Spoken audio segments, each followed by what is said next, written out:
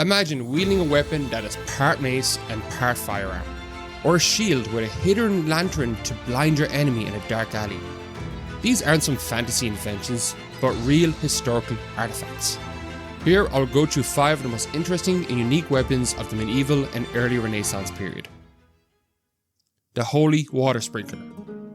The combination of mace and gun, commonly known as the Holy Water Sprinkler, is an unusual and fascinating artifact from the Middle Ages, blending the brutal functionality of a bludgeoning weapon with the deadly precision of a firearm.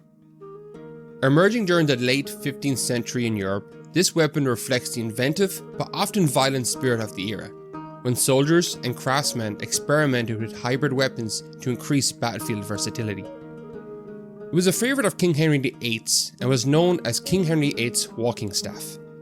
According to stories circulating as early as the late 1500s, Henry purportedly wielded this weapon while incognito, exploring London in disguise.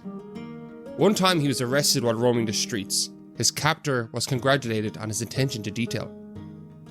The Holy Water Sprinkler earned its name from its spiked head, reminiscent of a medieval aspergillum, the sacred vessels used by priests to sprinkle holy water during blessings and exorcisms. But unlike its ecclesiastical counterpart, this sprinkler delivered a far less holy impact. The spiked, heavy mace head could shatter armour, break bones, and deal devastating blows. The weapon's most remarkable feature, however, lies in the 3 short gun barrels embedded in the head. Each barrel originally had a sliding cover for the priming pan, with a second cover rotating over the muzzle to secure the charge.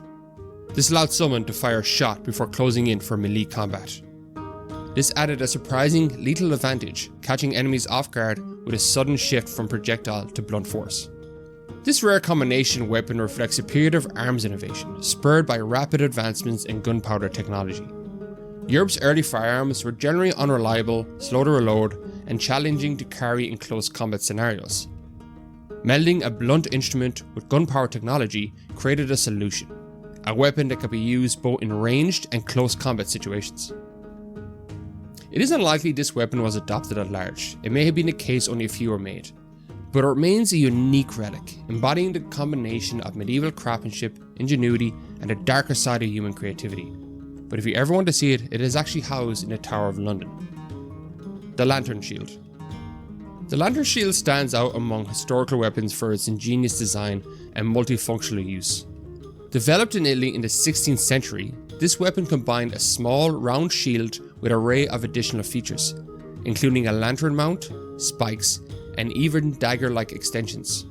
It was an all-in-one defensive and offensive tool, created for night combat, especially in dark alleyways where ambushes and sudden attacks were common. The shield's defining feature, and hence its name, was a built-in lantern, cleverly positioned behind the shield with a small covering or shutter. In the shadowy, dimly lit streets, the light source could be partially revealed to momentarily blind or disorientate opponents, giving the wielder a significant advantage. The flash of light might not only distract but also allow the wielder to quickly assess their surroundings and prepare for an attack. Additionally, the shield often had multiple offensive attachments, such as a spike protrusion or bladed extensions. These allowed it to serve as a short-range weapon capable of stabbing and slashing. In certain designs, it even incorporated a small retractable dagger or a gauntlet, adding to its versatility. For trained swordsmen or duelist, the lantern shield provided a blend of offensive and defensive tools, allowing the user to attack, defend, and even illuminate the battlefield, all with a single piece of equipment. However, despite its intriguing design, the lantern shield was not widely adopted. Its complexity made it difficult to use effectively without extensive training, and it could be cumbersome in fast-paced confrontations. As firearms became more prevalent, the shield's protective value diminished and its popularity faded. The lantern shield remained more of a curiosity and a collector's piece than a practical battlefield tool. One of the more peculiar examples of this shield is actually housed in this museum, I'm not even going to try to pronounce it, in Vienna if you ever want to check it out. The gun shield. We've seen a mace gun combo and a shield sword lantern combo, now we move on to a shield gun combo. Originating in the early 16th century, gun shields were essentially small round shields, often wooden or metal, that had a firearm embedded within. This firearm was typically short-barreled matchlock pistol, allowing the shield bearer to defend themselves and simultaneously fire at opponents. While an innovative concept, the gun shield was a difficult weapon to wield effectively, ultimately never gained widespread usage. Still, it remains a fascinating relic of the period's experimentation with hybrid weapons and tactical advancements. The gun shield's design varied, but most included a pistol barrel mounted through the center or side of the shield. The trigger mechanism was positioned so that the soldier could fire the weapon with one hand while holding and angling the shield with the other. It was thought that the shield's protective function and offensive potential would make it ideal for close combat scenarios. Soldiers could protect themselves from an attack, then respond with a sudden gunshot, an element of surprise that could disrupt enemy ranks or disorientate an advancing foe. But they were too unwieldy. The matchlock firing mechanism required a smouldering match cord to ignite the gunpowder, which could be difficult to manage in the heat of battle, particularly in wet or windy conditions.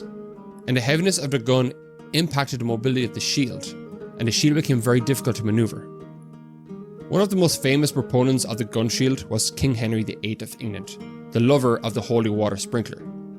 Again, showing his affection for new and inventive weapons, he commissioned the production of 100 such weapons, although there is limited evidence that they were deployed in battles, due to the aforementioned limitations. 46 surviving examples of gun shields from the armoury of Henry VIII remain today, originating from historic royal sites such as the Palace of Westminster, the Tower of London, and various castles. Among these, 8 were recovered from the wreck of the Mary Rose, Henry VIII's warship that served from 1510 until it sank in 1545. And before we move on to the next weapon, if you're enjoying this video so far, please think about liking and subscribing. Such small actions could be huge for newer, smaller YouTubers like me, and comment your favourite strange historical weapon. The Mancatcher. The Mancatcher is a rare and intriguing pole weapon from medieval and Renaissance Europe, designed not to kill but to capture. The distinctive tool, often around 6 to 7 feet long, featured a 2-pronged head with a spring-loaded mechanism or barbed spikes forming a crescent or U-shape. The purpose was to ensnare an enemy, usually a soldier, noble, or even royalty, by hooking the prongs around their torso or limbs, allowing for secure capture with minimal harm. The variation with spikes was used more against armoured enemies, as those spikes would be lethal on non-armoured individuals. In an era when ransoms for high-ranking prisoners were common, the Mancatcher served as a practical tool for taking captives alive, adding a unique dimension to medieval warfare. The Mancatcher's unique design allowed it to be used with strategic precision. A skilled wielder could aim to secure the prongs around the opponent's neck or torso, keeping them restrained without risking fatal injury. Once the target was ensnared, they could be disarmed, pulled off horseback, or immobilized. This made the Mancatcher especially useful in battles where capturing enemy commanders or high-ranking individuals was more valuable than killing them. Such captives were advantageous for ransom, intelligence gathering, or strategic bargaining. While specific battles involving Mancatchers are rarely documented, it is believed they were used primarily by palace guards, city militias, and law enforcers tasked with controlling unruly crowds or subduing dangerous individuals. For instance, they were reportedly used to safely restrain those considered violent or deranged, helping officers manage potentially dangerous situations. Japanese variants of the Mancatcher served similar purposes. Used by samurai and law enforcement during Japan's Edo period, these tools featured hook or forked heads on long poles, enabling safe, controlled captures from a distance. The Sasumata, with its U-shaped prong, could pin or immobilize a person's torso, while the Sotogarami and Tsukubo were designed to catch clothing or limbs, preventing escape. Much like European Mancatchers, these Japanese tools prioritized containment over lethality, highlighting a universal approach to restraint across different cultures and historical periods. The Rebala Quin. The Rebala Quin, often called the organ gun due to its resemblance to organ pipes, was a unique, multi-barreled artillery piece originating in medieval Europe around the 14th century. This weapon consisted of a series of small cannons mounted side by side on a single frame, allowing multiple shots to be fired at once. Often numbering between 9 and 20 barrels, the Rebala Quin was intended to unleash a concentrated volley of projectiles, effectively sweeping through infantry lines and creating chaos on the battlefield. Though cumbersome and limited in range, it was an innovative attempt to maximize firepower at a time when gunpowder technology was in its infancy. King Edward III of England is often credited with introducing the Rebala Quin to European warfare. He reportedly used these early organ guns during the 100 Years' War against France in the 14th century, marking one of the earliest recorded uses of volley fire artillery in European history.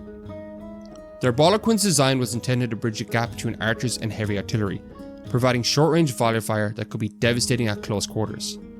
However, this weapon came with significant drawbacks. Reloading was slow and labour-intensive. Often the gun could only be used once in a battle, and the gunpowder technology at the time was unreliable, leading to occasional misfires and malfunctions. Over time, other European powers adopted versions of the Rebala Quin, particularly in Italy, where city-states such as Venice experimented with it for defending city walls and fortresses.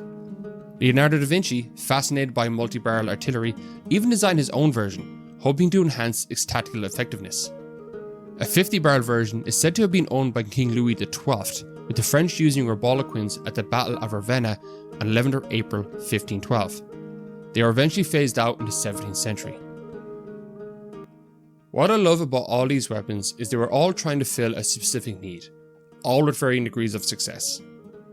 If you want to hear about the most unique submarine of World War II that was also trying to fill a specific need, check out this video. See you next time.